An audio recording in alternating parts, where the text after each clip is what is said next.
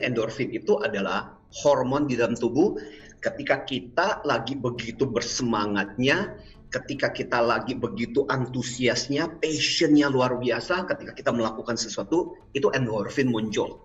Selamat pagi, sahabat Tribuners yang saya hormati dan saya muliakan. Pagi hari yang luar biasa hari ini, saya kedatangan tamu istimewa dari Indonesia. Bukan dari Jakarta, dari Indonesia untuk Indonesia. Yaitu Pak Anthony Dio Martin. Kita akan bahas di sesi inspirasi bisnis hari ini tentang emotional agility. Ya, cerdas berselancar dalam krisis ya. Krisis kita tahu bahwa ada yang maju dan ada yang mundur. Bahkan tidak sedikit juga yang mengalami fatality atau ya katakanlah kalau sebuah perusahaan itu mengalami kemunduran akhirnya pilot. Tetapi banyak juga perusahaan yang mengalami perkembangan yang luar biasa. Nah, untuk kita temui jawabannya seperti apa, di studio sudah hadir bersama Pak Anthony Dio Martin. Beliau adalah Best EQ Trainer Indonesia, writer, inspirator, speaker, and entrepreneur, penulis 18 buku bestseller yang tentunya berkaitan dengan emotional intelligence, emotional quotient, dan beliau juga adalah host acara di Smart Emotion Radio Smart FM. Ya, beliau sangat luar biasa hari ini hadir di studio bersama saya di Tribun Medan, akan memberikan sharing kepada Bapak Ibu semuanya, sahabat Tribuners yang saya hormati, saya muliakan. Semoga pembicaraan ini bermanfaat bagi kita semua ya. Saya sapa dulu Pak Anthony Dio Martin. Apa kabar Pak Anthony Dio Martin? Hai pasiennya dan juga rekan-rekan semuanya, para pendengar kita dari Tribun Medan. Senang sekali pada kesempatan pagi hari ini bisa bersama-sama dengan Anda. Wow, ini sebuah kehormatan yang luar biasa buat saya bisa menemani semua Bapak Ibu semuanya pada kesempatan ini. Ya, it is my honor untuk berada di pada kesempatan pagi hari ini mengizinkan saya untuk ngobrol-ngobrol dengan para pendengar kita. Siap, thank you. Anthony Dio Martin, menginformasi, mengedukasi, memotivasi, dan menginspirasi. Beliau adalah seorang motivator dan pembicara nasional. Menurut survei yang dilakukan grup media Kompas Gramedia, beliau adalah salah satu pembicara terkemuka di Indonesia dan dijuluki The Best EQ Trainer Indonesia. Anthony Dio Martin juga seorang executive coach yang telah men-sharingkan ilmunya di berbagai forum nasional hingga internasional. Beliau pernah mewakili Indonesia dalam konferensi yang diadakan di Harvard University di Boston. Ekspertis beliau adalah di bidang motivasi, karir, kepemimpinan, sales, customer service, dan juga kecerdasan emosional. Latar belakang pendidikannya ilmu psikologi dari Universitas Gadjah Mada serta MBA di bidang strategic leadership dari Vancouver, Kanada. Saat ini, Anthony Dio Martin adalah CEO dan Direktur Utama di HR Excellency dan Mini Workshop Series Indonesia yang terafiliasi dan berpartner dengan berbagai perusahaan training terkemuka di Amerika, Eropa, serta Asia. Selain itu, beliau juga masih aktif menjadi komisaris dan pimpinan di beberapa perusahaan lainnya. Hingga saat ini, ada ratusan perusahaan serta lembaga nasional maupun multinasional yang telah mendapatkan inspirasi dari beliau. Bukan hanya di Indonesia, Anthony Dio Martin bersama timnya telah men-sharingkan ilmunya hingga ke Malaysia, Singapura, Jepang, serta China.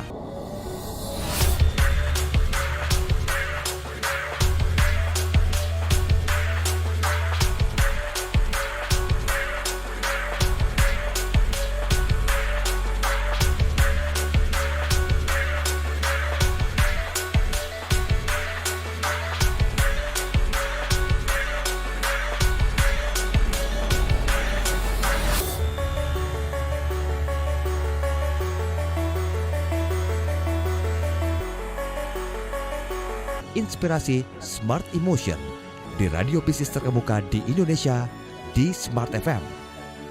Anthony Dio Martin pernah menjadi host rutin dan sering mengisi berbagai program motivasi dan pengembangan diri di berbagai jaringan TV lokal dan nasional. Dan sekarang saatnya, mari kita buka tutup pikiran kita untuk menyimak inspirasinya. Ingatlah, Learn before you earn. Belajar sebelum menghasilkan. Invest before you harvest. Investasilah sebelum Anda menuai hasilnya. Mari kita luangkan waktu untuk upgrade skill, motivasi dan inspirasi kita dengan menghadirkan Bapak Antoni Diomartin.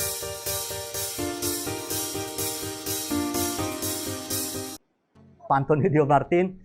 Dan hari ini, sahabat Tribuners profesional yang saya hormati, saya muliakan, adalah hari yang sangat istimewa. Bukan hanya kehadiran Pak Antoni Diomartin, tetapi hari ini adalah ulang tahunnya Pak Antoni Diomartin. Di studio sudah hadir GM Tribun Medan, Pak Setiawan. Ya, kita rayakan bersama. Selamat ulang tahun Pak Antoni. Kita rayakan di seluruh Indonesia untuk Pak Antoni Diomartin bersama Tribun Medan. Wow. Luar biasa. Merayakan di studio nih, Pak. Ya, Pak Antoni, ya. Semoga selalu panjang umur. Mari ya. Semoga sukses selalu, sehat selalu. Mungkin ada yang ingin Pak Antoni sampaikan kepada Tribun Medan, sahabat Tribuners di Medan yang kita muliakan dan kita sayangi semuanya. Silakan Pak Antoni untuk Tribun Medan. Ya, tadi Pak Anton namanya ya. Pak Setiawan. Pak Setiawan. Oh, tadi GM Tribun Medan. Dan buat para Tribuners yang luar biasa, I feel so ini terutama untuk Brothers ya, thank you so much. I feel so touched. Wow. Yes. Surprise. Yeah. Saya nggak menyangka. Tentunya saya berharap mudah-mudahan Tribuners akan selalu menjadi sumber inspirasi dan sumber motivasi yang luar biasa, dan berita-beritanya dan semua informasi yang disampaikan itu selalu mencerdaskan dan membuat orang menjalani kehidupan yang jauh lebih baik. Terima kasih Pak Setiawan untuk timnya, untuk Brothers yang pada kesempatan ini saya betul-betul merasa tersanjung. Oke. Thank you banget. Yes. Pak Antoni, secara formal izinkan Bapak menerima kue ulang tahunnya ya. Kita maju ke depan, Pak Setiawan, silakan. Terima kasih, sukses selalu, sehat ya Pak Antoni. Oke. Thank you, terima kasih. Oke. Thank you. Thank you. Oke. Baik Pak Setiawan, Pak Antoni, kita mulai nih ya. Sekali lagi semoga sahabat Tribuners bisa merasakan aura yang sangat luar biasa di pagi hari ini. Kita akan bahas tentang emotional agility dan tentunya bersama pakarnya. Bagaimana Pak biasanya respon, kenapa respon emosi pertama itu sangat penting, dan kenapa secara emosional ini kita sangat dibutuhkan respon yang semaksimal, yang tepat untuk menghadapi krisis ini, Pak Antoni. Silakan Pak. Oke. Ya. Baik, pada kesempatan kali ini saya sungguh berterima kasih ya bisa bicara tentang topik yang namanya agility ini. Dan saya selalu mengatakan begini, Brothers Yaniat dan juga sahabat Tribuners, bahwa ini adalah salah satu topik yang sangat sering diminta di masa-masa pandemi seperti ini. Kenapa? Karena satu, semua orang mengalami, kalau saya katakan ada 6 tantangan sebenarnya yang orang alami. Satu, tantangan kesehatan karena pandemi itu sendiri. 2, tantangan pola hidup jadi berubah. Yang ketiga adalah tantangan tentang perubahan pola kerja kita, banyak yang work from home. Yang keempat adalah tantangan pola interaksi kita dengan orang lain. Yang kelima adalah tantangan perubahan finansial kita, dan ini Brother Seniat, saya baru saja bahkan kemarin itu meluangkan waktu untuk meng-coach salah satu pebisnis yang memang mengalami tantangan yang luar biasa selama masa pandemi ini. Dan yang keenam adalah tantangan perubahan sumber stresor. Jadi apa yang membuat kita stres itu berubah kondisinya. Dan situasi seperti inilah yang menuntut kita untuk berespon secara agile. Agile itu apa sih? Agile itu kemampuan kita untuk mampu menyesuaikan, merespon dengan cepat, berubah dengan cepat ketika sesuatu itu tidak seperti yang kita harapkan. Nah, saya merasa gini, terutama untuk para sahabat Tribuners kita yang berada di segmen bisnis, saya merasa bahwa ini adalah sesuatu yang bukan lagi cuma bagus, tapi ini sesuatu yang mesti kita miliki. Saya seringkali menggambarkan itu di dalam pengajaran saya itu. di dalam seminar saya, di dalam training saya menyebutnya sebagai mentalitas torpedo. Apa itu mentalitas torpedo? Jadi mentalitas torpedo itu adalah kalau kita bayangkan tentang yang namanya torpedo itu bisa diturunkan dari pesawat, ya biasanya dari kapal selam.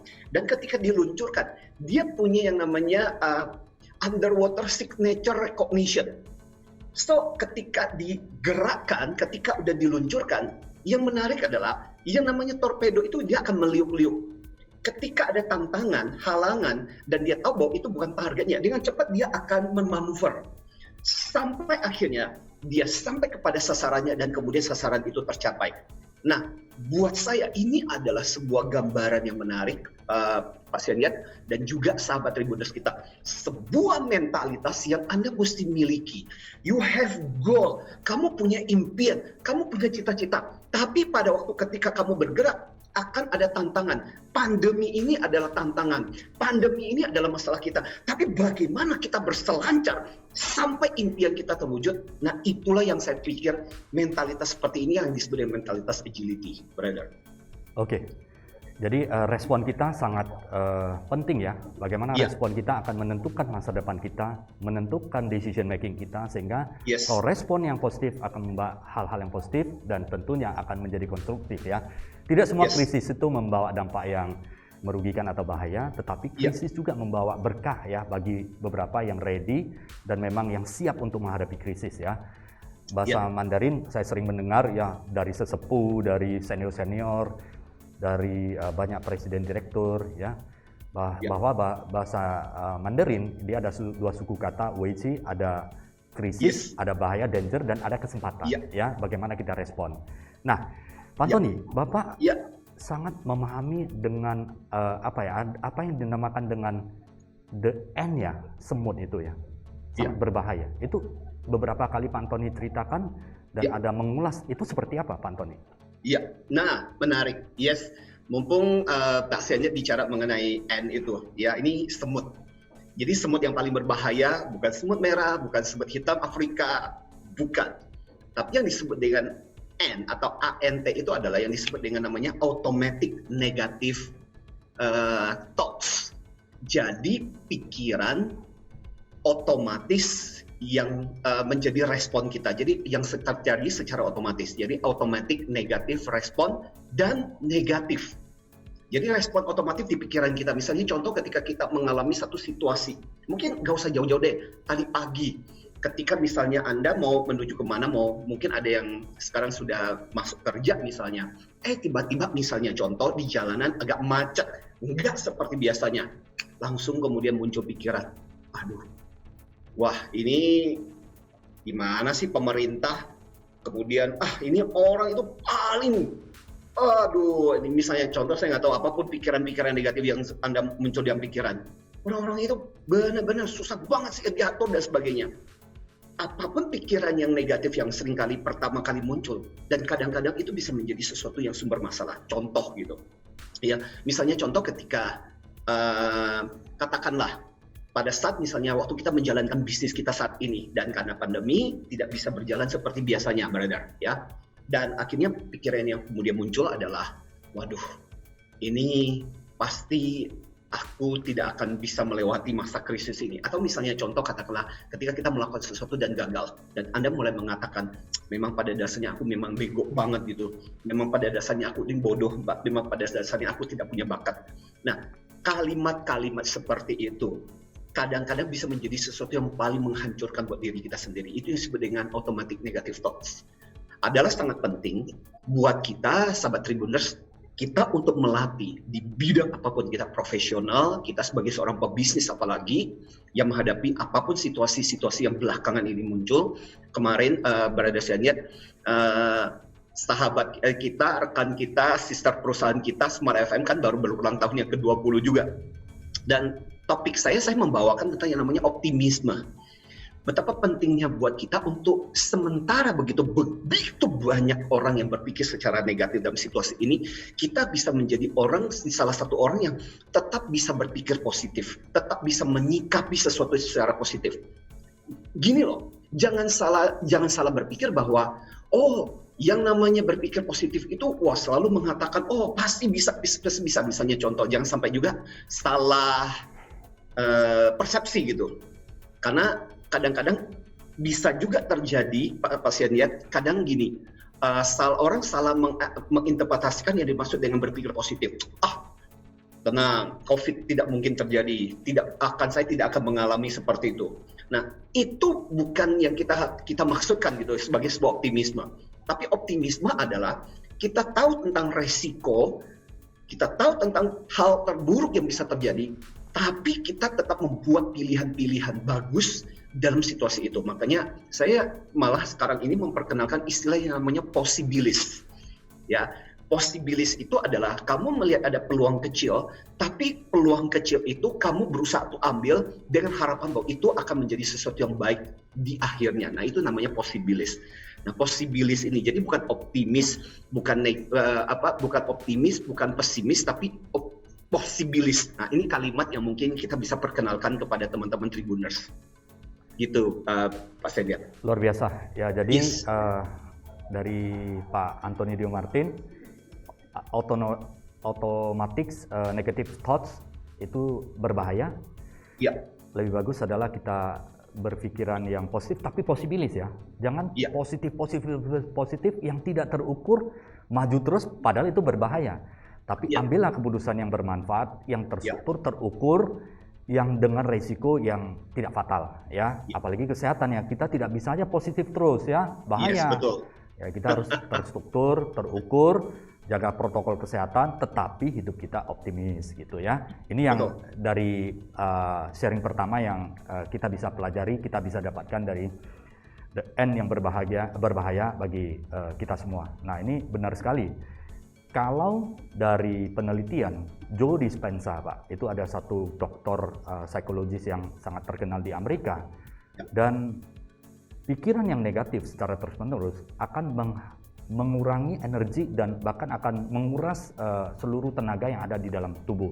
Jauh lebih sehat kalau kita berpikir happiness seperti itu ya. Tapi happiness yang possibilis ya. Kita mulai perkenalkan kata possibilis yang dipopulerkan atau diperkenalkan oleh Pak Anthony Dio Martin. Semoga kita bisa berpikiran positif dan yang possibilis ya.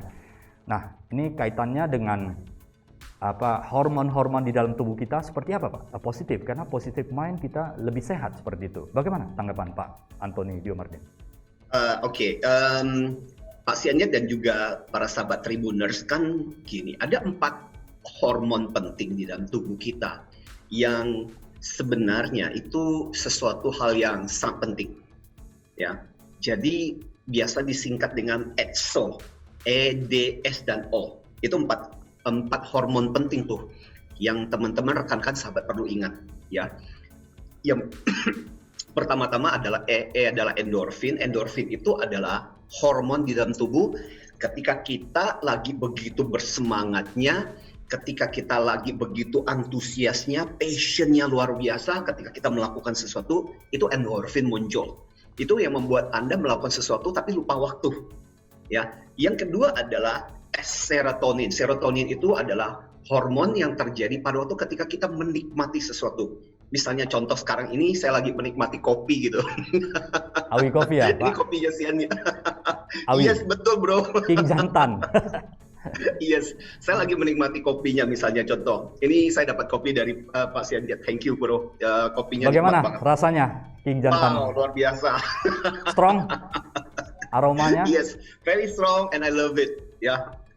Cita rasanya pas banget, saya recommended. Jadi saya sedang Nah, saat itu muncul yang namanya serotonin. Ya, sesuatu yang kita miliki, apapun yang kita nikmati, yang kita enjoy, yang suka kita lakukan, nah itu kita menghasilkan yang namanya serotonin. Dan kemudian ada yang namanya dopamin, yang disebut dengan dopamin itu adalah sesuatu yang tadi yang kita enjoy, ya. Nah, serotonin itu sesuatu yang kita peroleh pada waktu ketika kita dapat penghargaan, pujian, apresiasi. Ih, keren banget bro, dan sebagainya. Itu serotonin, ya. Dan terakhir adalah oksitoksin. Oksitoksin itu adalah hormon yang muncul pada saat ketika misalnya kita dapat pelukan, ya pada saat ketika kita dapat sentuhan secara fisik dan sebagainya, oksitosin itu muncul. Nah, saya merasa bahwa memelihara keempat hormon di dalam tubuh kita selama masa pandemi ini penting banget. Saya baru saja juga memberikan penguatan juga kepada salah satu rekan saya yang kebetulan didiagnosa cancer. Dan saya mengatakan bahwa sangat penting buat kita untuk tetap tubuh kita untuk menjaga diri kita sendiri, hormon-hormon penting. Nah, 2 hormon yang pertama tadi yang namanya saya singkat EXO, ya, endorfin dan dopamin itu adalah yang bisa diproduksi oleh tubuh kita. Nah, tapi 2 hormon lainnya yaitu serotonin dan oksitoksin itu butuh dari orang lain. Jadi dengan kata lain saya ingin mengatakan kepada sahabat Tribuners begini. Kamu bisa membantu orang lain untuk mendapatkan hormon positif dengan memberikan penguatan, dengan memberikan afirmasi, bahkan dengan pelukan, dengan sebuah ciuman kecil kepada anak Anda misalnya. Itu adalah contoh yang sederhana bagaimana kita bisa memberikan hormon-hormon positif buat orang lain. Gitu. Yes, jadi kalau kebalikannya, hormon apa Pak yang negatif sehingga kita perlu hindari? Nah, hormon stres itu namanya hormon kortisol namanya. Jadi kortisol itulah, brothers and yet, jadi para sahabat Tribuners yang perlu kita kendalikan. Hormon kortisol itu adalah hormon yang dalam efek panjang, sebenarnya ini adalah hormon yang awalnya bagus sih. Dia adalah hormon yang membuat kita untuk melakukan sesuatu. Tetapi ketika hormon ini terus-menerus ada di dalam tubuh Anda, krisis, dia bisa berakhir dengan penyakit. Makanya banyak orang yang asam lambung naik, banyak yang kemudian akhirnya mengalami penyakit-penyakit. Kenapa? Karena kebanyakan hormon ini jadi nggak sehat. Makanya sangat penting, bro Seniat dan juga teman-teman rekan-rekan para sahabat Tribuners kita yang pada kesempatan ini mendengarkan kita, penting banget buat dirimu untuk tahu kapan dimana kamu harus slow down. Kalau eksperimen yang paling bagus yang saya suka pakai adalah ceritanya dari Stephen Covey. Ketika dia meminta kepada salah satu peserta untuk mengangkat ember. Tadi embernya itu diisi cuma 2 liter dari botol aqua. Dan ditanya, berapa berat dari botol dari ember yang berisi air ini? Dia bilang dengan bangganya si peserta, ya sekitar 2 liter. Good. Tapi dia bilang, tolong kamu agak ke tepi.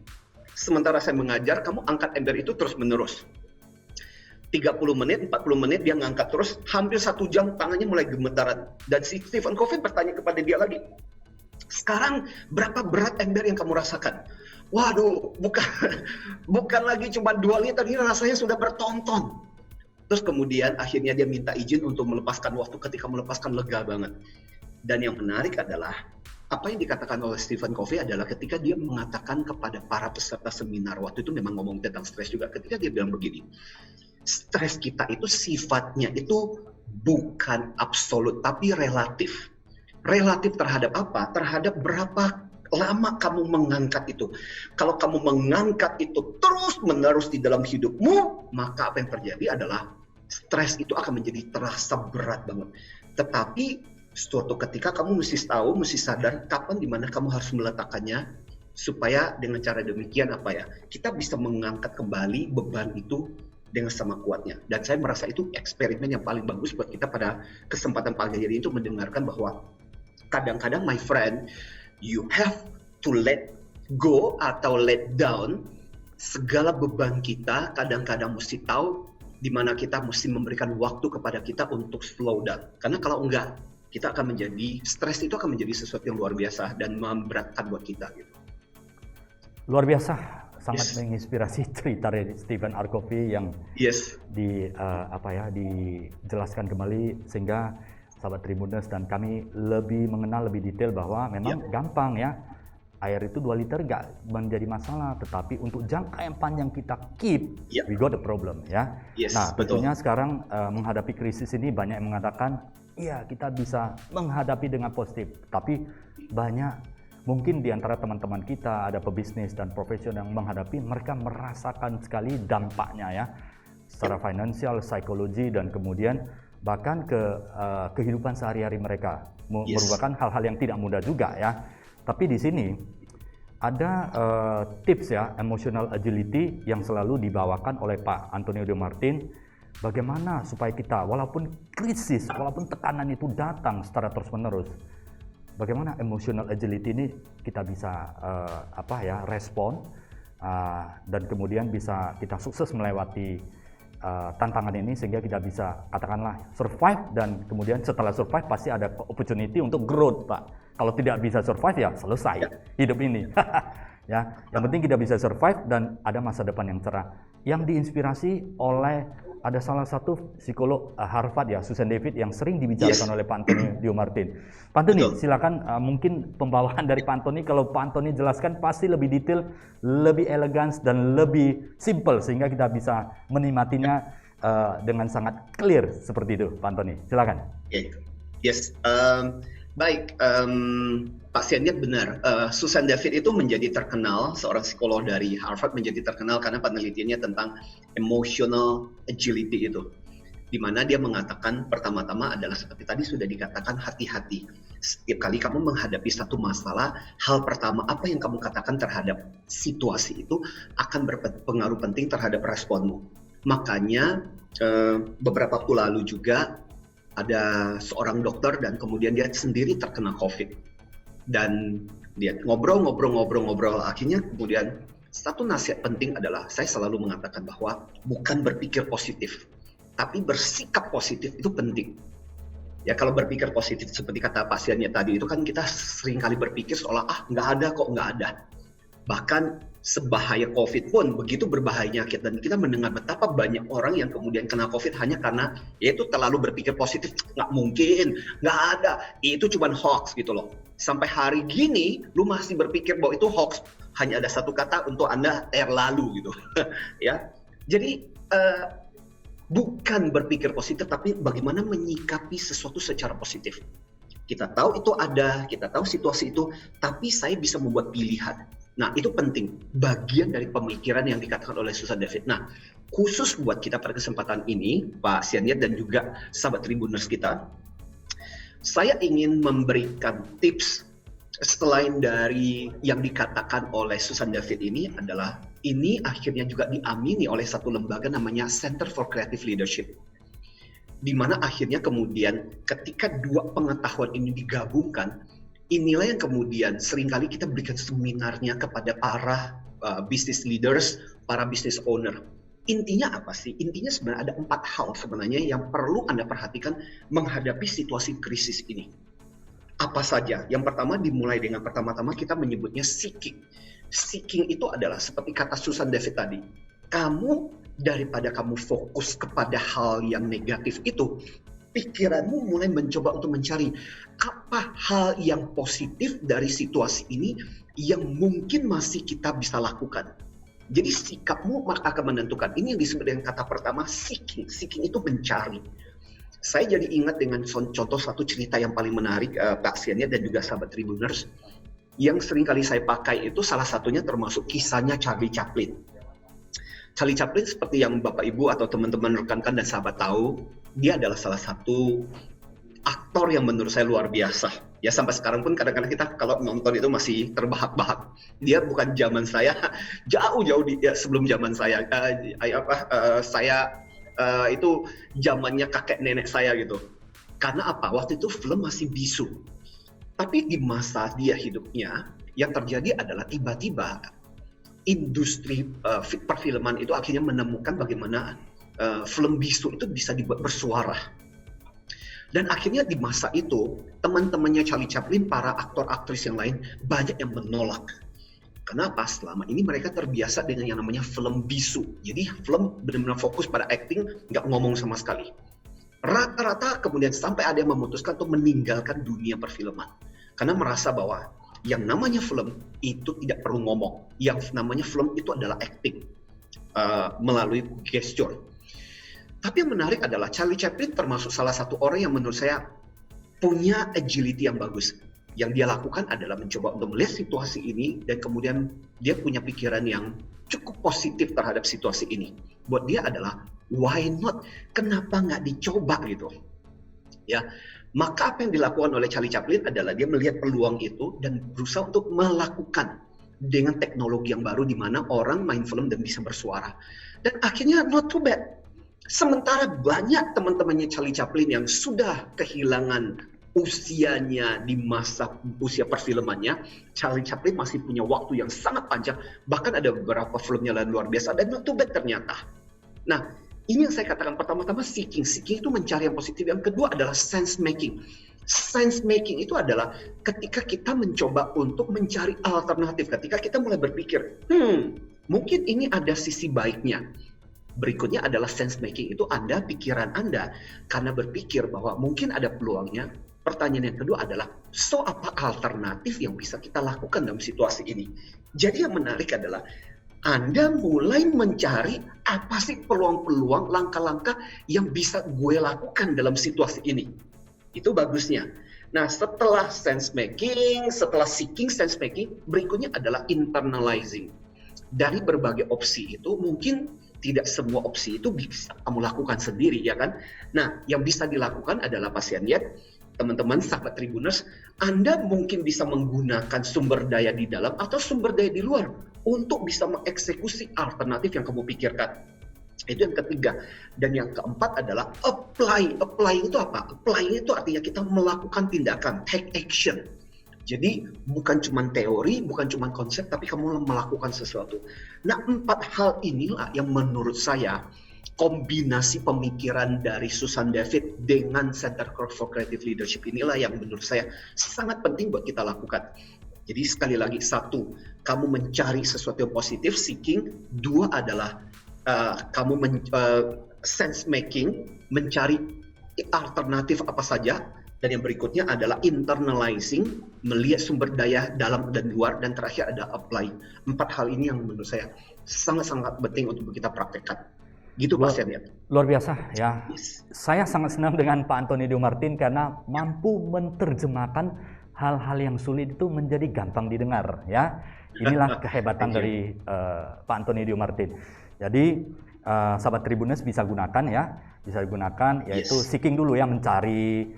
Kemudian sense making ya, mencari setelah itu alternatif apa yang bisa dibuat ya, dengan mempertimbangkan pengalaman-pengalaman dan respon yang sudah ada di lapangan ya. Dan kemudian internalization ya, internalization itu adalah bagaimana kita respon dengan kekuatan dan kelemahan kita. Kalau di perusahaan itu adalah analisis SWOT-nya ya. Analisis SWOT-nya kita bisa gunakan, baru apply ya. Baru apply dikatakan bahwa gunakanlah resource yang terbaik, kondisi terbaik di antara yang terbaik. Kalau semua yang buruk bagaimana? Terbaik di antara yang terburuk, seperti itu. Ya, pilih yang terbaik. Jadi apply. Saya percaya ya, kalau kita misalnya suatu saat tidak sesuai dengan yang diinginkan, kita sudah puas terhadap decision kita. Karena we already do our best untuk kehidupan ini. Kita tidak pernah akan menyesali karena kita sudah mencari yang terbaik. Dan ini biasanya saya lakukan juga di corporate, itu ada decision making, Pak. Ada start decision making ya. Scan dulu ya, baru alternatif, baru respon ya setiap apa yang diambil, sehingga kita tidak pernah menyesali, tetapi kita pilih yang sudah terbaik sesuai dengan resource sumber daya ada di dalam perusahaan maupun diri kita sendiri. Luar biasa Pak Antoni. Nah, ini seberapa besar Pak biasanya kemampuan manuver menghadapi krisis? Ya kan ada yang gesit sekali Pak Antoni, dan ada yang ya udahlah, let it flow ya, ngeflow aja Pak. Nah, bagaimana itu? Seberapa jauh? Apakah perusahaan besar, apakah yang kita sudah katakanlah pemikiran kita tadi kan Pak Antoni ada bahas tentang bahwa pemikiran autorespon kita, autonomous respon kita itu ada yang negatif, ada yang positif. Tetapi kalau kita tarik ke belakang, ada yang positif, kita solve, kita mencari alternatif, seberapa respon kita, kemampuan respon kita, itu biasanya tergantung seperti apa. Kalau misalnya untuk yang sulit direspon, bagaimana solusinya? Ini yang penting, Pak. Karena the life must go on, kita harus survive, kita harus maju dan berkembang, even itu adalah kita hadapi situasi memang sangat sulit. Tetapi kita harus survive dan kita bisa maju dan berkembang ke depannya seperti itu. Karena masih banyak yang harus kita lakukan untuk hal-hal yang positif, Pak Antoni. Ini tips yang luar biasa nanti ini. Ya. Silakan, Pak. Benar. Jadi gini, kalau kita bicara tentang seperti apa sih besarannya yang akan menentukan, maka kita mengatakan nggak besar kecil sebenarnya. Tergantung kepada kelenturan mental kita. Makanya kalau di dalam istilah saya seringkali menggambarkan ada 4 tipe kan manusia. Ada yang kita sebut sebagai manusia kayu rapuh. Kayu rapuh itu yang kayu yang ketika disentuh aja udah langsung penyok gitu. Itu kayu rapuh. Ada yang kedua lempeng besi. Lempeng besi itu dia masih punya ketahanan tertentu. Tapi kalau ditekan terlalu keras, dia bengkok juga. Artinya orang ini masih bisa di tingkat tertentu. Tapi kalau terlalu besar, dia nggak tahan. Nah, ada yang ketiga. Yang ketiga itu adalah yang daya tahannya luar biasa. Lumayan gitu. Yang kita sebut dengan kapas. Kapas itu kalau ditekan, dia akan mengikuti. Tapi setelah kita buka, dia akan kembali ke semula. Lumayan. Artinya apa? Setelah krisis lewat, lu bisa kembali ke sedia kala. Lumayan. Yang luar biasa adalah yang saya selalu kasih ilustrasi itu bola pingpong. Jadi bola pingpong itu kalau dijatuhkan, ya semakin besar tekanannya, dia akan melambung semakin tinggi. Nah, buat saya itulah mentalitas yang harus kita miliki as a person. Karena kadang gini, tidak peduli. Karena kadang-kadang bisa juga terjadi di organisasi besar. Salah satu contoh, mungkin bagus juga sebagai sebuah reminder buat para sahabat Tribuners, ya Pak Sian lihat juga bahwa saya masih ingat di zaman saya waktu ketika saya masuk ke perusahaan, zaman waktu itu ada satu perusahaan yang sangat terkenal namanya Digital, ya Digital Equipment sebenarnya. Saya nggak tahu Pak Sian masih ingat atau enggak pada masanya. Dan itu salah satu perusahaan yang sangat luar biasa. You know, itu adalah perusahaan nomor 2 setelah IBM. Keren banget. Karena waktu itu kalau di Indonesia, Astra lah yang memiliki itu. Dan waktu itu ketika saya masuk tahun 95 akhir itu saya bergabung di Astra. Jadi termasuk bagian dari sister company-nya kita. Tapi what happened? Problemnya adalah makanya gini loh. Ketika kamu terlalu bagus, merasa udah enak, merasa udah nyaman, dan kamu hidup di dalam complacency. Complacency itu adalah comfort zone-nya kita. Bahkan satu pepatah mengatakan, if you are on the right track, if you just stand still, you will get ran off. Jadi meskipun kamu sudah berada di track yang benar, tapi kalau kamu cuma diam, nggak ngapa-ngapain, kamu akan tergilas. Dan itu yang terjadi dialami oleh yang namanya digital itu. Akhirnya apa yang terjadi? Akhirnya kemudian, karena ini juga salah satu faktornya adalah faktor pemimpin. Makanya faktor pemimpin itu sangat-sangat penting dalam hal ini. Buat teman-teman, rekan-rekan, para sahabat Tribuners, Anda yang memimpin bisnis, Anda sendiri, agility itu harus dimulai dari diri Anda. Karena apa? Saya selalu bilang kepada para leaders itu begini, the speed of the leader is the speed of your team. Kecepatanmu adalah kecepatan timmu. Your agility is your team's agility. Jadi kalau kamu memiliki agility, maka tim kamu juga akan memiliki agility itu. Maka itu sangat penting. Makanya bicara tentang hal ini, segala sesuatu memang harus dimulai dari kemampuan kita, terutama sebagai pimpinan, untuk memiliki itu. Kalau kita memiliki itu, maka perjalanan kita akan lebih luar biasa. Ya, kita akan memiliki kemampuan itu pasti ada. Yes. Luar biasa ya. Jadilah pingpong ya. Mendapat tekanan, kita akan respon yang positif dan akan berjuang untuk hal-hal yang lebih baik. Tapi di sini adalah posibilis ya. Hal-hal yang positif, tetapi yang kemungkinan analisis dengan resource yang terbaik. Bukan hanya positif, tetapi kita tidak mengukur resikonya seperti apa. Ini sangat menarik sekali. Ada contoh kayu, kemudian besi, kapas, yang the best adalah pingpong. Jadilah kita mental itu adalah bola pingpong. Yes, ya Pak Antoni. Nah, tidak terasa Pak Antoni, hampir 1 jam perjalanan pembicaraan kita. Ini ada satu pertanyaan, ya sebelum nanti kita akan simpulkan dan buat kesimpulan untuk sahabat Tribuners. Ya. Pak, apakah ada contoh kisah pribadi maupun perusahaan-perusahaan yang memiliki agility yang tinggi? Ini supaya bisa dipraktekkan, supaya ready untuk kita dipraktekkan. Begitu selesai kita talk show dan semua yang selesai mendengar Pak Antonio Dimatin, ada sesuatu yang ready untuk kita bisa praktis ke lapangan sehingga bisa bermanfaat bagi banyak dan sahabat Tribuners dimanapun kita berada. Silakan Pak Antoni. Pasti banyak ini Pak. Mungkin saya akan mulai dengan sebuah cerita personal yang saya pikir ini contoh yang paling bagus gitu. Bagaimana agility itu bisa terjadi. Artinya banyak juga organisasi yang misalnya contoh, saya dapat banyak sekali Pak Seniat dan juga sahabat Tribuners. Mungkin kalau seandainya Anda mau mengirimkan cerita Anda kepada saya juga boleh. Siapa tahu ternyata kisah Anda juga menginspirasi. Misalnya di masa-masa pandemi ini banyak kok pebisnis yang akhirnya di tengah situasi kondisi tidak memungkinkan, akhirnya kuliner orang nggak bisa makan. Akhirnya salah satu yang dilakukan adalah kemudian masuk ke online dan kemudian terjadi pengiriman secara online dan ternyata luar biasa. Saya punya, nggak usah jauh-jauh, tetangga nggak jauh-jauh amat gitu, pasien lihat. Bisnisnya sebelumnya adalah bisnis sepatu sebenarnya. Dan punya banyak. Nah, karena kondisinya kemudian harus di close down satu demi satu karena kondisi pandemi, ternyata beberapa resep keluarga akhirnya kemudian dikeluarkan. Dan mulai dengan menerima orderan dari lingkungan sekitar dan ternyata ini bertumbuh luar biasa. Jadi ini cuma contoh yang lain. Contoh yang lain lagi ada juga pebisnis yang tadinya fokusnya itu sebenarnya bikin cat sebenarnya, ya karena memang fokusnya bikin cat dan sebagainya. Tapi karena beberapa pembangunan berhenti, alat produksinya kemudian bisa dipakai untuk memproduksi desinfektan. Ya juga ini contoh bagaimana terjadi. Nah tapi salah satu kisah yang mungkin bisa menginspirasi kita pada kesempatan ini adalah teman-teman sahabat Tribuners adalah contoh kisah Edmund McIlhenny.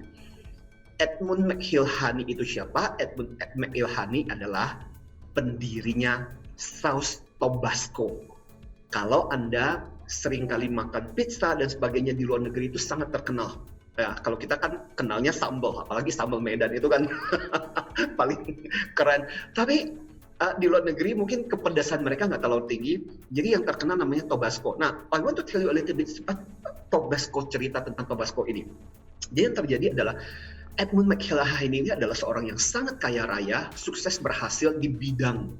Ya waktu itu tidak diceritakan tentang latar belakangnya seperti apa, tapi dia adalah sudah tuan tanah yang sukses dan berhasil.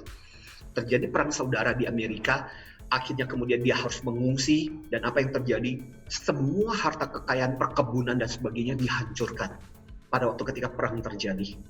Sehingga pada waktu ketika perang selesai dan kemudian Edmund McIlhenny kembali ke tanahnya, apa yang terjadi? Lulu lantak hancur, semua rumah berantakan, benar-benar lulu lantak semua. Keluarganya menangis, Edmund McIlhenny juga menangis, tapi itulah yang saya katakan. Bahkan ketika kamu lulu lantak dengan tanah pun kamu bisa memilih untuk hancur atau memilih untuk cepat dengan bangun dan move on dan kemudian melakukan sesuatu. Yang dilakukan oleh Edmund McIlhenny adalah dia melihat di situ di dalam reruntuhan bangunan dan sebagainya itu tumbuh banyak sekali merica-merica. So apa yang dilakukan adalah dia berpikir apa yang bisa dilakukan oleh merica. Bukankah merica itu seringkali kita tumbuk dan kita jadikan tambahan-tambahan di dalam makanan kita. Akhirnya terpikirlah oleh Edmund McIlhenny untuk mengolah merica-merica yang banyak tumbuh secara liar gara-gara setelah perang saudara itu, dan dia kemas dan dia buat, akhirnya dari situlah muncul saus Tabasco yang terkenal. Nah, saya ingin mengatakan, apakah kita juga memiliki kelenturan pingpong tadi? Apakah kita memiliki kemampuan seperti pemikirannya Edmund McIlhenny ini? Bagaimana kita menyikapi sesuatu cepat? Jangan pernah berharap-harap atau terus-menerus meratapi dan sebagainya, tidak akan menyelesaikan masalah. Tapi cepat bangun dan lakukan sesuatu dan menyesuaikan. Ini menurut saya yang sangat penting di masa pandemi ini. Makanya karena tahu waktu saya sangat-sangat terbatas buat sahabat Tribuners, saya membuatkan singkatan sebagai pengingat buat teman-teman, buat sahabat kita semua. Pak, saya lihat kata agile, A-G-I-L-E, ya. Seringkali bilang agile gitu, ya, agile gitu, ya. Yes, agile ini apa? Agile ini apa? Pertama-tama dimulai dengan huruf A. Remember, A itu apa? Awas pikiran otomatismu pada saat ketika sulit. Jadi harus hati-hati. Jadi awas pikiran otomatismu pada saat ketika kamu menghadapi kesulitan, itu A. Kemudian G. G itu apa? Gali dari pengalamanmu dan pengalaman orang lain. Kalau kamu merasa bahwa, saya kok nggak pernah menghadapi situasi ini, tanya sama orang. Orang mau bantu kok. Tapi gali, ya, bahwa kita mungkin punya sumber daya untuk melewati situasi tersebut. Problemnya adalah kadang-kadang kita merasa sok tahu atau kadang-kadang kita udah terus-menerus berkeluh kesah akhirnya tidak mencoba mencari jalan keluar. Jadi gali yang kedua. Yang ketiga adalah apa itu? Install mindset berjuang sampai titik darah penghabisan. Ini penting banget. Nah, ini yang saya sebut sebagai survival mindset. Perhatikan mereka-mereka yang hidupnya susah. Mereka tuh bisa, karena udah di titik terendah, nggak ada lagi titik yang paling rendah. Satu-satunya cara adalah harus naik. Jadi Anda pun harus menginstall sebuah mindset bahwa saya akan berjuang sampai titik darah terakhir, ya, seperti seorang pahlawan, ya, fight gitu. Yang berikutnya nomor 4 adalah L. L itu apa? Lakukan sesuatu dan jangan cepat menyerah, yaitu L. Ya, do something, lakukan sesuatu, jangan cepat menyerah. Dan yang terakhir adalah E. Apa itu E? E itu adalah energi positifnya kamu itu harus lebih besar daripada masalah yang kamu hadapi. Ketika energi kita lebih besar, maka apa yang terjadi? Masalah kita menjadi tidak ada artinya. Dan itu memberikan kepada kita kekuatan, memberikan kita semangat untuk melakukan sesuatu. Nah, ini yang saya ingin sampaikan kepada para sahabat Tribuners. Mudah-mudahan obrolan kita, inspirasi kita pada kesempatan ini betul-betul menginspirasi Anda menjadi salah satu yang terbaik, menjadi salah satu yang justru Anda mendapatkan hal-hal yang positif, mendapatkan kebaikan di masa-masa pandemi ini, bukan dihancurkan. Gile. Rupanya rumusnya sedahsyat ini. Yes. Awas, ya kan. Kemudian gali terus apa yang kita bisa dapat, tentunya hal-hal yang produktif, ya kan. Kemudian install hal-hal yang positif. Yang berbahaya seperti N itu jangan, negative thought itu jangan. Kita install hal-hal yang positif, tetapi yang possible, ya. Artinya bukan sembarang positif, tapi harus terukur, ya.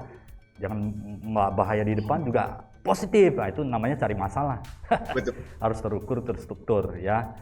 Kemudian lakukan sesuatu, jangan diam aja. Udah tahu hal positif, do something, ya, lakukan sesuatu.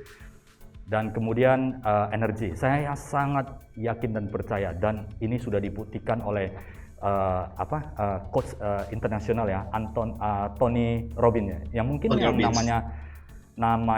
namanya Tony itu orang hebat itu.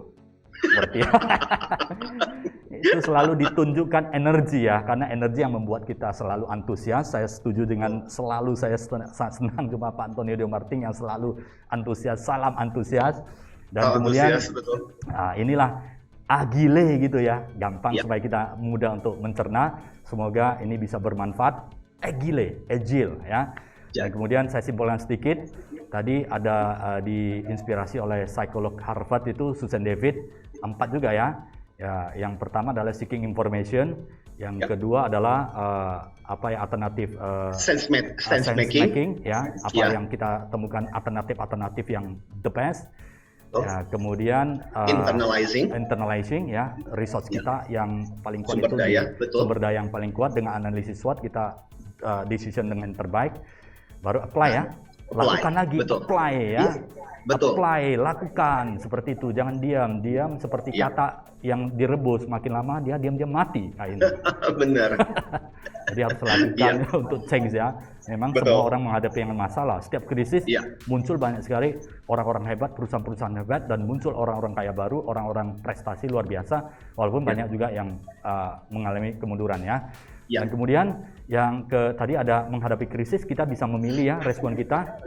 Yang pertama adalah kayu, ditekan, lembek. Yang kedua besi, keras kita, tapi makin lama bengkok juga. Kemudian kapas, ditekan kita bisa naik, tapi yang harus menjadi bola pingpong, ya, kena tekanan kita bisa respon, bangkit dengan seketika dengan cepat, seperti itu, ya.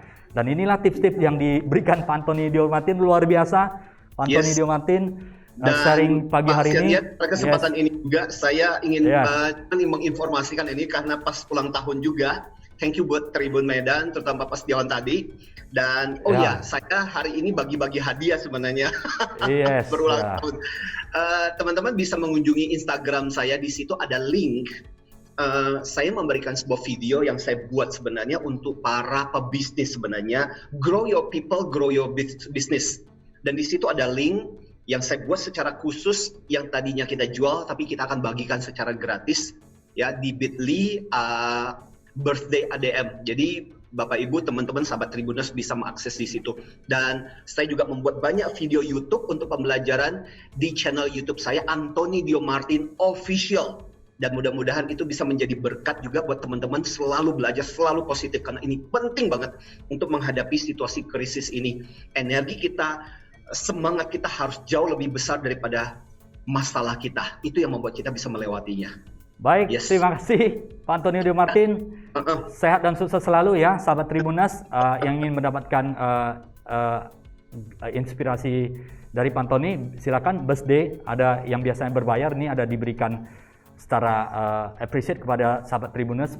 Birthday, bit.ly birthday ADM Anthony Dio Martin, dan kemudian silakan sahabat Tribuners kunjungi YouTube channel Pak Anthony Dio Martin, Anthony Dio Martin. Saya yakin, saya percaya sangat bermanfaat bagi kita semua. Saya merasakan seperti itu ya.